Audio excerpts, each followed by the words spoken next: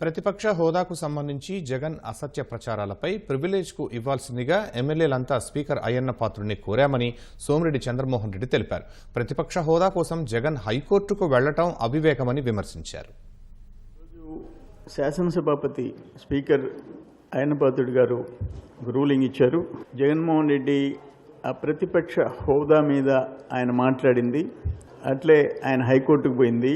High court speaker గారికి నోటీసులు ఇచ్చినట్టు అబద్ధాల ప్రకటనకి వాళ్ళ మీడియాలో వీటన్నిటి మీద ఆయన దీన్ని తీవ్రంగా పరిగణించి చర్యలు తీసుకోవాలా, కానీ జగన్మోహన్ రెడ్డిని క్షమిస్తున్నాను, శాసనసభ్యులకి వదిలేస్తున్నాను అన్నారు.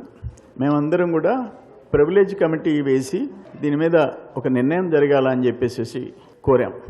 సరే, డెసిషన్ స్పీకర్ గారిది. హైకోర్టుకు జగన్మోహన్ రెడ్డి పోవటం అంటే ఇంతకంటే తెలివి తక్కువతనం ఇంకోటి లేదు, అహంకారం ఇంకోటి లేదు. ఒకసారి 2014లో లోక్సభలో 10% ఆఫ్ ద స్ట్రెంగ్త్ లేకుండా రాహుల్ గాంధీ గారు ప్రతిపక్ష హోదా కావాలని సుప్రీంకోర్టుకి వెళ్ళారు. సుప్రీంకోర్టు తిరస్కరించింది. సేమ్ ఇష్యూ ఒక్కసారి అత్యున్నత న్యాయస్థానంలో తిరస్కరించిన తర్వాత, రిజెక్ట్ చేసిన తర్వాత, సేమ్ సబ్జెక్ట్ మీద అదే అపీలు హైకోర్టులో వేస్తే వస్తుందా? అన్ని పచ్చి అబద్ధాలు.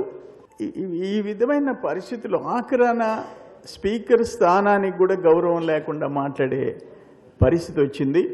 డెఫినెట్గా నెక్స్ట్ టైం అయినా స్పీకర్ గారు ఆలోచించి చర్యలు తీసుకోవాలని చెప్పేసి శాసనసభ్యుల డిమాండ్ ఉంది.